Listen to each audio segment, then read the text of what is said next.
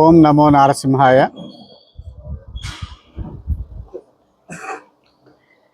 ఈ నెల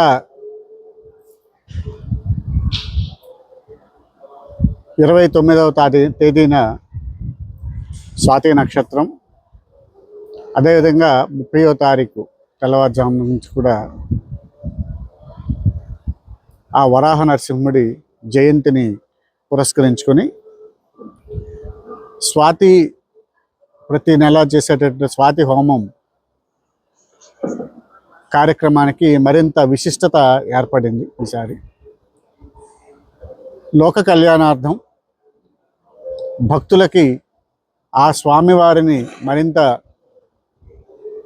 దగ్గరగా సేవ చేసుకునేటువంటి అవకాశాన్ని కల్పించేటటువంటి ఉద్దేశంతో ఈసారి స్వాతి హోమాన్ని మరింత శోభాయమానంగా, అంగరంగ వైభవంగా అందరు భక్తులకు స్వామిని సేవించే అవకాశాన్ని కలిగిస్తూ ఈ కార్యక్రమం నిర్వహింపబడుతుంది.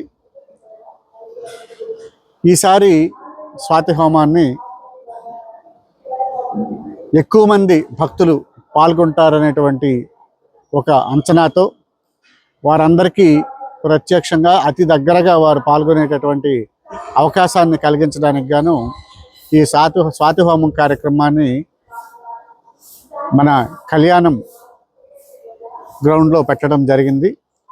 సుమారుగా 500 పైచిలకు జంటలు ఈ కార్యక్రమంలో, స్వాతి హోమం కార్యక్రమంలో పాల్గొంటారని చెప్పి అంచనా. దానికి తగ్గట్టుగా దేవస్థానం ఇప్పుడున్నటువంటి వాతావరణాన్ని, ఎండల్ని దృష్టిలో పెట్టుకుని విస్తృతమైనటువంటి ఏర్పాట్లు చేస్తుంది. అయితే ఈ స్వాతి హోమం జరుపుకునే దానికి గాను ఆ స్వాతి హోమం యొక్క విశిష్టత ఏమిటి, ఎందుకు భక్తులు అందులో పాల్గొనే భక్తులు ఏ విధంగా వారికి ఆ స్వామివారి కరుణ కటాక్ష వీక్షణాలు ప్రసరిస్తాయి అన్నటువంటి వైదికపరమైనటువంటి అంశాలన్నింటినీ కూడా ఇప్పుడు ప్రధాన అర్చకులు ఇద్దరు కూడా వివరించడం జరుగుతుంది. ఆ రోజు ఉదయాన్నే కార్యక్రమం మొదలై మధ్యాహ్నం వారి భోజనాది కార్యక్రమాలు పూర్తయినంత వరకు ఈ స్వాతి హోమం క్రతువు జరుగుతుందని చెప్పి ఈ సందర్భంగా వివరిస్తూ, ఈ స్వాతి హోమం యొక్క విశిష్టత, స్వాతి హోమం యొక్క ప్రాధాన్యత, ఆ దేవదేవుడు శ్రీ లక్ష్మీ వరాహ నరసింహుడి యొక్క జయంతికి ఈ స్వాతి హోమానికి ఏ విధమైనటువంటి సంబంధం ఉన్నది, అన్ని విషయాలను కూడా ఇప్పుడు కూలంకషంగా అందరికి కూడా మన ప్రధాన అర్చకుల వారు ఇద్దరు కూడా వివరిస్తారు. సింహశైలమణి మందిర రత్న దీపం లీలాధృతాంచిత సితాదివరాహ రూపం బాభాసినోత్రమణి రత్న కనత్కలాపం వందే నృసింహరవిందదళాయతాక్షం త్రాహీతి వ్యాహరంతం త్రిదశరిపుసుతం త్రాతు కామో రహస్యే విశ్రస్తం పీతవస్త్రం నిజకటియుగళే సవ్యహస్తేన గృహ్ణన్ వేగశ్రాంతం నితాంతం ఖగపతిమృతం పాయయన్నన్యపాణౌ సింహాద్రౌ శీఘ్రపాదక్షితిపిహితపద పాతు మాం నారసింహః. శ్రీ శ్రీ శ్రీ వరాహలక్ష్మీ నృసింహస్వామి వారు భక్త ప్రహ్లాదుడిని రక్షించిన తర్వాత అత్యంత సుందర రమణీయ మనోహరమైన ఈ సింహగిరిపై వెలసిన సాక్షాత్ శ్రీమన్నారాయణుని దివ్యమైన అవతారం. ఈ సింహాచల క్షేత్రంలో భక్త ప్రహ్లాదుడిని రక్షించిన తర్వాత శాంతమూర్తిగా, యుగళావతారమూర్తిగా, హిరణ్యాక్షుణ్ణి సంహరించిన అవతారం వరాహావతారం, హిరణ్యకశిపుణ్ణి సంహరించిన అవతారం నృసింహావతారం, రెండు రూపాలు కలిపి అర్చామూర్తిగా ప్రపంచంలో ఎక్కడా లేని విధముగా స్వామి ఇక్కడ అవతరించారు. ఈ సింహాచల క్షేత్రంలో శ్రీ పాంచరాత్రాగమ సిద్ధాంత ప్రకారం నిత్యోత్సవ, వారోత్సవ, పక్షోత్సవ, మాసోత్సవ, అయనోత్సవ, సంవత్సరోత్సవ వివిధ మహోత్సవాలన్నీ అత్యంత వైభవముగా తప్పనిసరిగా ఎక్కడా రాజీ లేకుండా అత్యంత వైభవంగా స్వామివారి సేవలను స్వీకరిస్తున్నారు. మన అధికారుల యొక్క, ధర్మకర్తల యొక్క ప్రోత్సాహంతో, వారి యొక్క సహకారంతో అటువంటి ఈ మహాదివ్య క్షేత్రంలో ఈ సంవత్సరం నృసింహ జయంతి అనే ఉత్సవాన్ని పురస్కరించుకుని 30వ తేదీని నరసింహ జయంతి అయింది. చతుర్దశి తిథి ప్రకారంగా 30వ తేదీని పెరుమాళకి లోపల విశేషంగా ఆ జయంతి ఉత్సవాన్ని జరుపుకుంటాం. దానికి ముందు రోజు స్వామివారి జన్మ నక్షత్రం, అవతార నక్షత్రం, స్వాతి నక్షత్రం. అది చాలా శక్తివంతమైనటువంటి నక్షత్రం.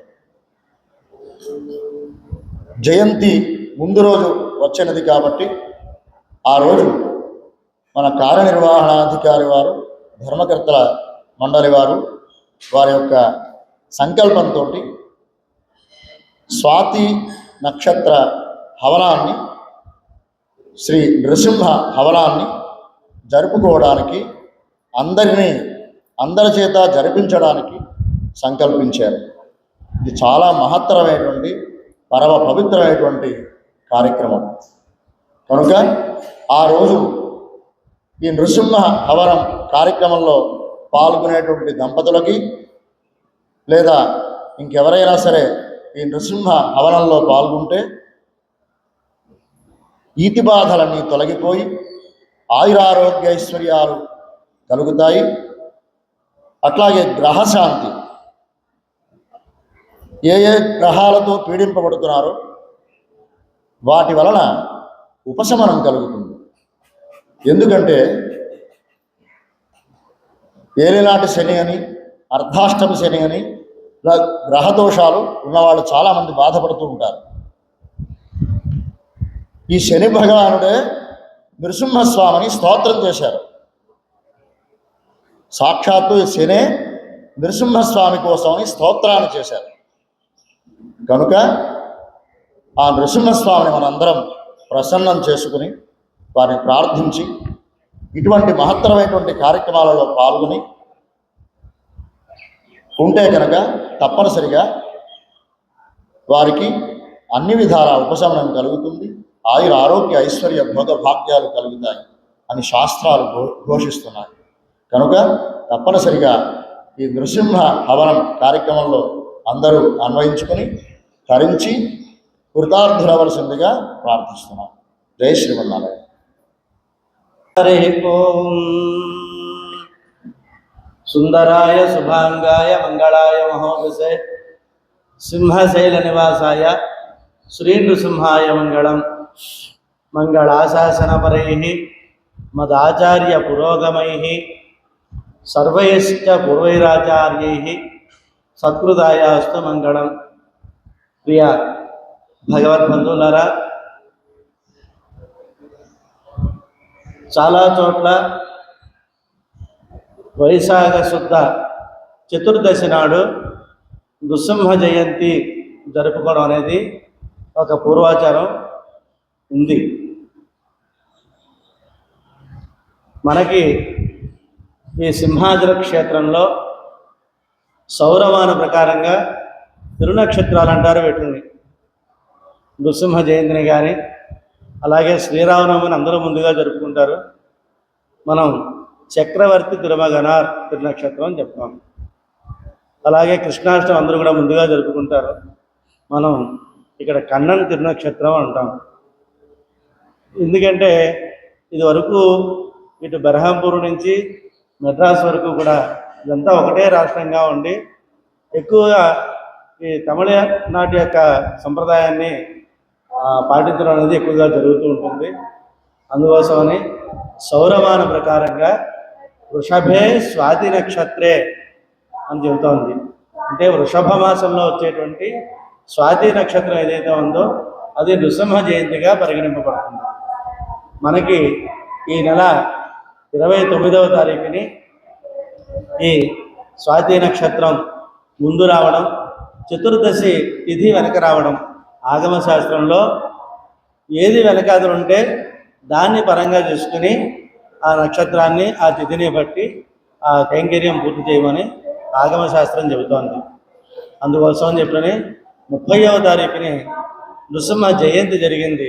దానికి ముందు వచ్చేటువంటి స్వాతి నక్షత్రం అదే రకమైనటువంటి పరిమాణంలో ఉండేటువంటి ఆ శక్తి అంతా ఉంటుంది కాబట్టి అందరు భక్తుల్ని కూడా ఇందులో ఇన్వాల్వ్ చేస్తూ ప్రపంచ శాంతి కోసమని మనకి అదృష్టం ఏంటంటే ఏ క్షేత్రానికి వెళ్ళినా ఒకటే రకమైన ఫలం మనకు లభిస్తుంది. సింహాచలం వచ్చినందువల్ల 2 ఫలములు ఒకసారే లభిస్తాయి. కారణం ఏంటంటే 2 అవతారాలతో కలిసిన మూర్తి. ఈ 2 అవతారాలతో కూడా అందరికీ పని ఉంటుంది. వరాహ అవతారంలో ఉండేటువంటి విశేషం ఏంటంటే మన భూమి మీద మనం నిలబడాలన్నా, మన భూమిని మనం రక్షించుకోవాలన్నా ఆ వరాహస్వామి తాలూకా ఆశీర్వచనం కావాలి. ఎందుకంటే వరాహస్వామి భూదేవికి అధిపతి. అందుకోసమని అలాగే నృసింహావతారం తాలూకా విశేషం ఏంటంటే మనకు ఉండేటువంటి ఎనిమీస్ని అన్నీ కూడా డిస్ట్రాయ్ చేయడంలో ఆ నృసింహావతారం తర్వాతే. ఎనిమీస్ అంటే వాడు ఎవడో పిష్టలో నైఫో పట్టు రావక్కర్లేదు. ఈవెన్ స్టమక్ పైన ఆల్సో అవర్ ఎనిమీ. మనలో భక్తి తగ్గిందన్నా కూడా అంతకన్నా పెద్ద శత్రువు. ఇవన్నీ కూడా పారద్రోలి నా భక్తుడు అని దగ్గరికి తీర్చుకునేటువంటి ఏదైనా అవతారం ఉందంటే కనుక ఒక నృసింహావతారం తర్వాత ఇచ్చేటువంటి ఫలం ఏదైతే ఉందో కొంచెం లేటుగా ఇస్తాడు. ఇచ్చినటువంటి ఫలం ఏదైతే ఉందో అది పర్మనెంట్గా మన దగ్గర ఉండేటువంటి ఆ ప్రసాదం. దాన్ని అటువంటి నృసింహ జయంతి రోజుని అందరు భక్తులు కలిసి ఇక్కడ సామూహికంగా మనం అర్చన చేసుకుంటూ తద్వారా అక్కడ అర్చకులు చేసేటువంటి అర్చనను కూడా 2 రకాల ఆరాధనను కూడా అందరూ సేవించేటువంటి విధంగా మా కార్యనిర్వహణాధికారి వారు అలాగే మాన్యశ్రీ అశోక్ ఎదురాజు గారు వారి తాలూకా సూచనల మేరకు వైదికపరమైన ఏ రకమైన లోటు లేకుండా ముందు రోజునే తెల్లవారుజాము 3 గంటలకే స్వామికి సుప్రభాతం, 4 గంటలకి ఆరాధన ప్రారంభమయ్యి 6 గంటలకల్లా ఆరాధన పూర్తయ్యి బాలభోగంతో 6 గంటలకి స్వామి ప్రదక్షిణ పూర్వకంగా ఈ యాగశాలకు రావడం జరుగుతుంది. 6 గంటలకే ఈ ఉభయదాతలందరికీ కూడా దర్శనం ఈ 300 రూపాయల టికెట్లో కాకుండా వాళ్ళకి ప్రత్యేకమైన ఒక లైన్లో లోపల దర్శనాన్ని పంపించి ఆ రోజు గర్భగుడిలో అంతరాలయ దర్శనం ఉండదు. పైన నీలాద్రి గుమ్మం దగ్గర నుంచి దర్శనం చేసుకుని అమ్మవారి దర్శనం చేసుకుని బయటికి దక్షిణ ద్వారంలో రాగానే అక్కడి నుంచి మామూలు ఉండేటువంటి భక్తులందరూ ఒక లైను, ఈ యాగశాలకు రావాల్సినటువంటి భక్తులందరూ కూడా వేరే లైన్ని మా కార్యనిర్వహణాధికారి రూపొందించారు. ఆ ప్రకారంగా వాళ్ళు వచ్చి యాగశాలలో కూర్చుని 7 గంటలకే వాళ్ళ గోత్రనామాలు చెప్పించుకొని కంకణ ధారణ చేసుకుంటారు. 7:30కి ఒక 10 నిమిషాల వరకు విశ్రాంతి ఇస్తారు. ఎందుకంటే ప్రతి వారిని వాళ్ళ ఉపవాసం చెప్పడం అది అంత సరైన పరిస్థితి వాతావరణం లేదు. అందుకోసం ఏదైనా ప్రసాదం తీసుకుని 8 గంటలకే వాళ్ళు మళ్ళీ ఆ హోమ కార్యక్రమం దగ్గర కూర్చుంటే సుమారుగా ఒక 2 గంటల కాలం ఆ హోమ కార్యక్రమం నడుస్తుంది. 10 గంటలకి పూర్ణాహుతి. అది అయిన తర్వాత ఆ పూర్ణాహుతి అయ్యి స్వామి పూర్ణకుంభం లోపల ప్రదక్షిణం చేసి వచ్చేలోపు ఇక్కడ ఉండేటువంటి ఉభయదాత అందరూ కూడా స్వామి తాలూకా శేషవస్త్రాలు కృప చేయడం జరుగుతుంది. అదైన తర్వాత 11:30 గంటలకు సుమారుగా మా కార్యనిర్వహణాధికారి వారు ఈ ఉభయదాతలందరికీ ఒక చోట, అలాగే నిత్యం వచ్చేటువంటి భక్తులందరికీ కూడా ఆ రోజు స్వామి పుట్టినరోజు సందర్భంగా విశేషంగా అందరికీ కూడా భోజనం ఏర్పాటు చేశారు. భక్తులందరూ కూడా దీన్ని ఉపయోగించుకోవాల్సిందిగా విజ్ఞాపన. అలాగే తర్వాత రోజు సాయంత్రం 4 గంటలకే దర్శనాలు ఆపి స్వామికి నృసింహ ఆవిర్భావ కాలంలో స్వామి యొక్క కైంకర్యం పూర్తి చేసి ఆ రోజుతోటి కొంచెం పెద్దలాడే ఆ కార్యక్రమాన్ని పూర్తి చేసుకుని అందరూ కూడా స్వామి యొక్క కృపకి పాత్రలు కావాల్సిందిగా విజ్ఞాపన చేస్తూ అందరికీ మనవి చేయడం జరుగుతుంది. జై శ్రీమన్నారాయణ.